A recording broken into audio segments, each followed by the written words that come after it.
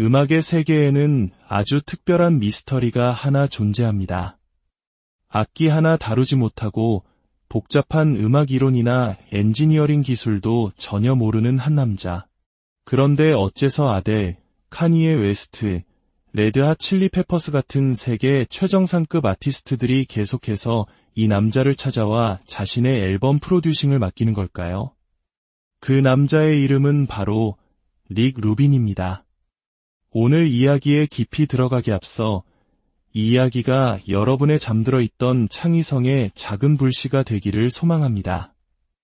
만약 이 이야기가 여러분에게 영감을 준다면 좋아요와 공유를 통해 그 좋은 에너지를 주변에 나눠주시는 건 어떨까요?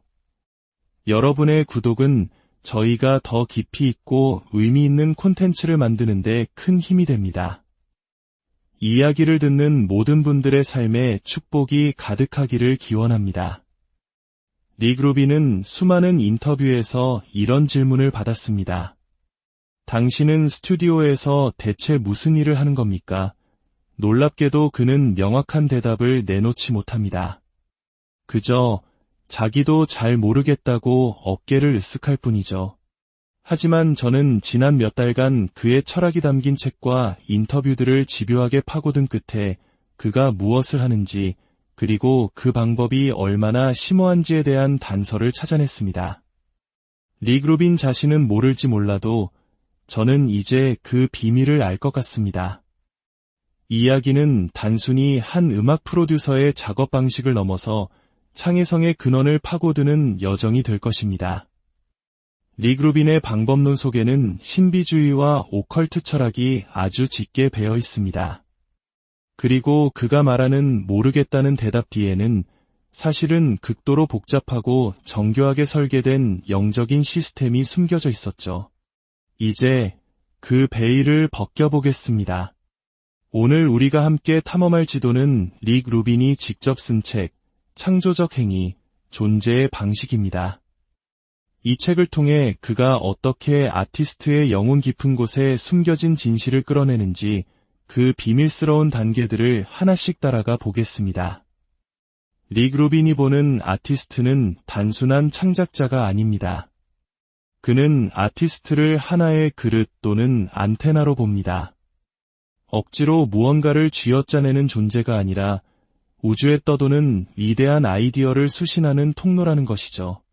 그의 목표는 아티스트가 우주적 진실과 주파수를 맞추도록, 즉 채널링하도록 돕는 것입니다. 진실은 특정한 주파수를 가지고 공명합니다. 누군가 당신에게 거짓말을 할 때 우리는 본능적으로 그것을 알아차립니다. 그 미묘한 불협화음을 느끼는 것이죠. 반대로 진실된 말이나 음악은 우리 마음을 깊이 울립니다.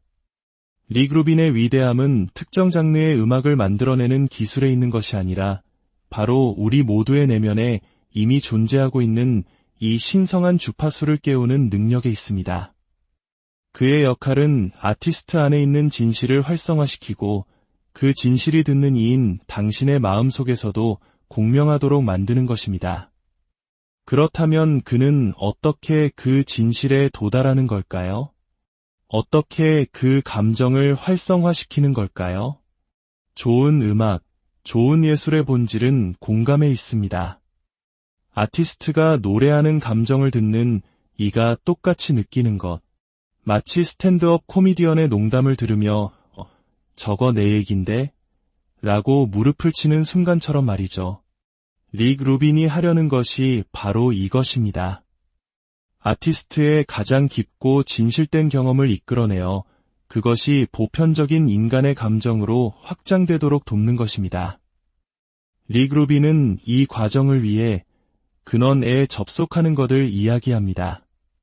그는 아티스트가 인간 정신의 무의식 영역, 즉 진실이 존재하고 공명하는 그 깊은 곳에 닿기를 원합니다. 그의 책 창조적 행위는 바로 그곳으로 가는 지침서이며 지금부터 우리는 이 지도를 두 가지 방식으로 해독해 볼 것입니다.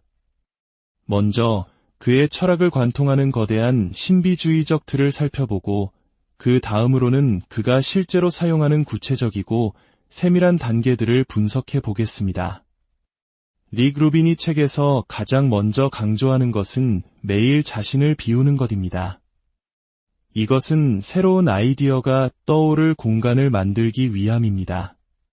하지만 여기서 중요한 점은 아이디어가 내 안에서 생성되는 것이 아니라는 사실입니다. 비워진 공간을 통해 자신의 외부에 존재하는 아이디어를 수신하고 접속하게 된다는 것입니다. 이 개념을 이해하려면 그의 책 전반에 깊숙이 스며들어 있는 오컬트 철학을 먼저 이해해야 합니다. 그는 책에서 특정 철학가나 신비주의자의 이름을 직접 언급하지는 않습니다. 하지만 아는 사람의 눈에는 그가 누구의 사상을 인용하고 있는지 명확하게 보입니다. 그의 책은 사실상 현대적으로 재해석된 신비주의 교과서나 다름없습니다. 자신을 비우라는 가르침은 동양의 도 사상과 맞닿아 있습니다. 텅 비어있기에 그릇이 쓸모있는 것처럼 마음을 비워야 우주의 기운을 담을 수 있다는 것이죠. 루빈은 이 비어있는 상태에서 우리가 마치 에테르, 즉 우주의 기운 속에서 아이디어를 낚아챌 수 있다고 믿습니다. 근원으로부터 아이디어를 끌어오는 것입니다. 이 근원의 개념을 이해하기 위한 핵심 열쇠는 바로 헤르메스학의 가장 근본적인 원리, 위에서와 같이 아래에서도입니다. 릭 루빈은 책에서 이렇게 말합니다. 우주는 하나의 창조적 행위다. 별과 행성을 창조한 바로 그 힘을 당신도 사용할 수 있다. 이는 거대한 우주의 창조 원리가 인간 개개인의 창의성 안에 그대로 반영되어 있다는 헤르메스학의 사상을 그대로 보여줍니다. 즉, 당신의 창조 행위는 우주가 스스로를 비추는 거울과 같은 행위라는 것입니다. 그렇다면 우리는 어디에서 아이디어를 끌어오는 걸까요? 고대 그리스 철학자 플라톤이 말한 이데아의 세계를 상상해 보십시오. 현실 세계 너머의 모든 사물의 완벽하고 이상적인 원본이 존재하는 형이상학적 영역입니다. 우리가 머릿속에 나무를 떠올릴 때 그 나무는 현실의 특정 나무가 아니라 이데아 세계에 존재하는 완벽한 나무의 그림자인 셈이죠. 릭 루빈이 말하는 근원은 바로 이데아의 세계와 유사한 모든 아이디어의 원형이 존재하는 영역입니다. 그는 말합니다. 아이디어는 당신의 것이 아니다. 그것들은 저 너머에 존재하며 우리는 그저 주파수를 맞출 뿐이다. 이것은 심리학자 칼 융이 말한 집단 무의식의 개념과도 정확히 일치합니다. 인류가 수세대에 걸쳐 공유해온 원형적인 이미지와 기억의 거대한 저장소. 아티스트는 자신을 비움으로써 이 집단 무의식에 접속하고 인류 보편의 감정과 이야기를 길어 올리는 것입니다. 따라서 아티스트의 역할은 창조자가 아니라 채널 또는 안테나가 되는 것입니다. 창작 과정을 통제하고 억지로 무언가를 만들어내는 대신 내면의 공간을 정화하는 의식을 통해 영감을 받아들이는 것이죠. 마치 마법사가 영혼을 불러내거나 예언자가 신의 계시를 받는 것처럼 말입니다. 지식의 빗줄기가 의식 속으로 다운로드되고 아티스트는 그것을 세상에 반사하는 프리즘이 되는 것입니다. 릭 루빈은 단언합니다. 우리는 창조자가 아니다. 우리는 창조를 수신하는 자다. 이러한 사상은 유대 신비주의 카발라의 침춤 개념에서도 발견됩니다. 태초의 신은 세상을 창조할 공간을 만들기 위해 스스로를 수축시켰다고 합니다. 무한한 신의 빛으로 가득했던 공간에 의도적으로 공백을 만든 것이죠. 릭 루빈은 우리 또한 창조의 빛이 스며들 수 있도록 내면에 이러한 신성한 공백을 만들어야 한다고 말합니다. 때로는 무언가를 덜어내는 것이 더 많은 마법이 일어날 공간을 만들어준다는 것입니다. 이 모든 과정은 영혼의 연금술과 같습니다. 고대의 연금술사들이 납을 금으로 바꾸려 했던 것처럼 창조의 과정은 예술가의 내면을 변화시키고 정화하는 위대한 작업입니다. 이 연금술의 과정은 크게 4단계로 나뉩니다. 첫 번째는 니그레도, 즉 흑화 단계입니다. 무엇을 만들어야 할지 모르는 혼돈과 공허의 상태, 바로 자신을 비우고 창조를 위한 공간을 만드는 단계입니다. 두 번째는 알베도, 백화 단계입니다. 어둠 속에서 점차 무엇을 창조하고 싶은지에 대한 명료한 빛이 나타나는 정화와 깨달음의 순간입니다. 세 번째는 키트리니타스, 황화 단계입니다. 깨달음을 바탕으로 본격적인 창조가 시작되고 내면의 신성한 빛이 작품으로 형태를 갖추기 시작하는 단계입니다. 마지막은 루베도, 적화 단계입니다. 마침내 작품이 완성되고 창조의 과정을 통해 예술가의 영혼 역시 한 단계 더 높은 차원으로 성장하는 위대한 완성의 순간입니다.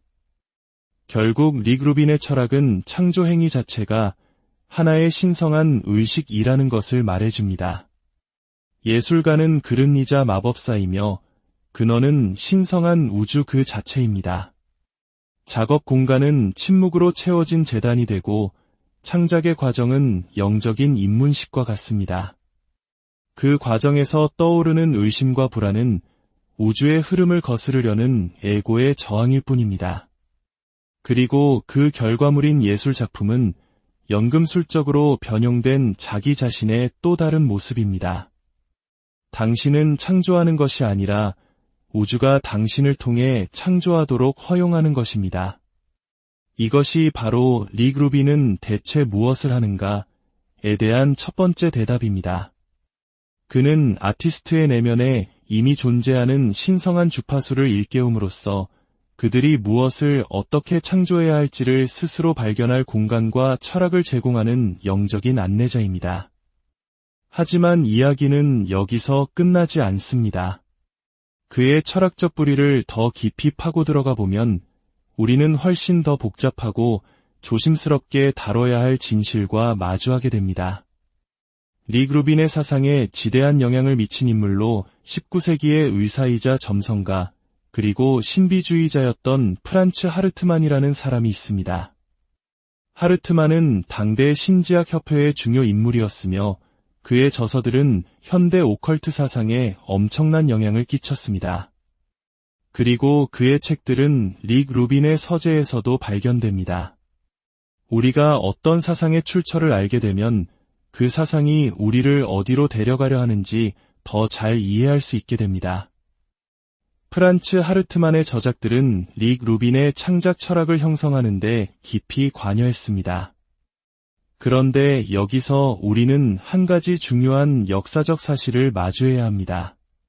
프란츠 하르트만은 20세기 초 기도 폰 리스트 협회라는 단체에 가입하여 활동했습니다. 이 단체는 고대 게르만 민족의 종교 부활을 외치던 일종의 이교도 운동단체였는데 훗날 나치즘의 사상적 뿌리가 된 아리안 민족주의와 우생학적 신비주의를 퍼뜨리는 데 일조했습니다. 이것이 릭 루빈이나 그의 음악이 나치즘과 관련이 있다는 뜻일까요? 절대 아닙니다. 그것은 매우 위험하고 잘못된 해석입니다. 하지만 우리가 여기서 주목해야 할 점은 위대한 창의성의 원천을 탐구하는 순수한 철학적 사상이라 할지라도 그 뿌리가 때로는 어둡고 위험한 이데올로기와 연결될 수 있다는 사실입니다. 위대한 사상은 어떻게 사용되느냐에 따라 세상을 구원하는 빛이 될 수도 파괴하는 어둠이 될 수도 있는 양날의 검과 같습니다. 결국 릭 루빈의 비밀은 어떤 신비로운 기술이나 지식에 있는 것이 아니었습니다. 그의 진정한 역할은 아티스트를 위한 거울이 되어주는 것입니다. 스튜디오라는 신성한 공간 안에서 모든 기술적인 소음과 세상의 기대를 차단하고 아티스트가 오직 자기 내면의 목소리, 우주의 주파수와 마주할 수 있도록 돕는 것. 그는 정답을 주는 사람이 아니라 아티스트가 스스로 정답을 찾을 때까지 묵묵히 그 공간을 지켜주는 존재입니다. 이야기에서 우리가 얻을 수 있는 교훈은 무엇일까요? 어쩌면 진정한 창의성은 화려한 기술을 연마하는 것이 아니라 고요히 자신의 내면을 가꾸는 일에서 시작되는 것일지도 모릅니다. 세상의 소리를 잠시 끄고 내 안의 목소리와 우주의 침묵에 귀 기울이는 법을 배우는 것. 릭 루빈의 비밀은 결국 비밀이 아니었습니다. 그것은 우리 각자의 내면 깊은 곳에 거대하고 창조적인 근원과 연결된 통로가 있다는 사실을 다시 한번 일깨워주는 가르침입니다.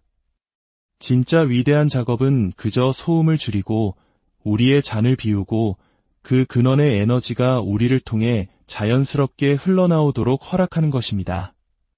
이것은 단지 예술을 만드는 방법을 넘어 그의 책 제목처럼 우리 존재 자체의 방식이 되어야 할 것입니다. 오늘 이야기는 여기까지입니다. 여러분의 일상 속에서도 이대한 창조의 순간이 함께하기를 바랍니다.